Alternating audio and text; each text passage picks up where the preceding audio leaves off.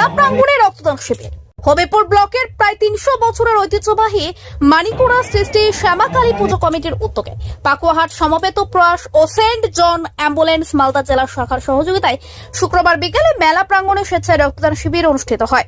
জানা গেছে, শিবিরে ২০ জন স্বেচ্ছায় রক্তদান করেন। সেখানে রক্তদাতা উদ্বুদ্ধকরণে বক্তব্য রাখেন পাকুয়াহাট সমবেত প্রয়াসের সম্পাদক বরুণ সরকার, সেন্ট জন অ্যাম্বুলেন্সের লেকচারার তথা রক্তদান আন্দোলনের কর্মী Anil Kumar Saha, Malda medical college blood সেন্টারের এমটি ল্যাব মধুসূদন পান্ডে, সমাজকর্মী প্রদীপ দাস, সুধীর মণ্ডল, তপন মার্ডি, ডক্টর বিশ্বজিৎ ঘোষ প্রমুখ। শিবিরের শেষ পর্বে রক্তদাতাদের হাতে শংসাপত্র, চারা গাছ তুলে দেওয়া হয়।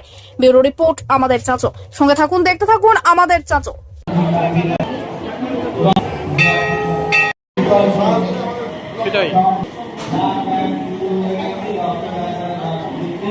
জোরে বলবেন।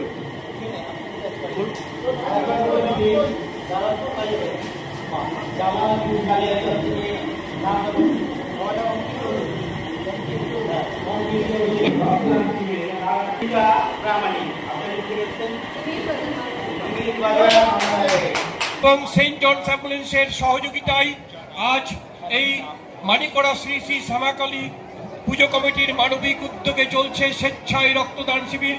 ৩০০ বছরের কালী পুজো। এই কালী পুজোতে দূর দূরান্ত থেকে অনেক ভক্তরা এসছেন।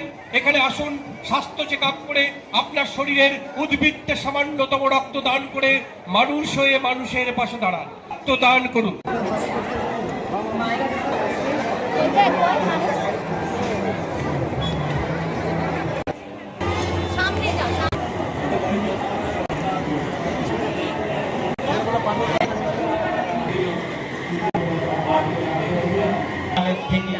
আমাদের এই দান মহান, কারণ এই দানের পুরো তুলনা হয় না।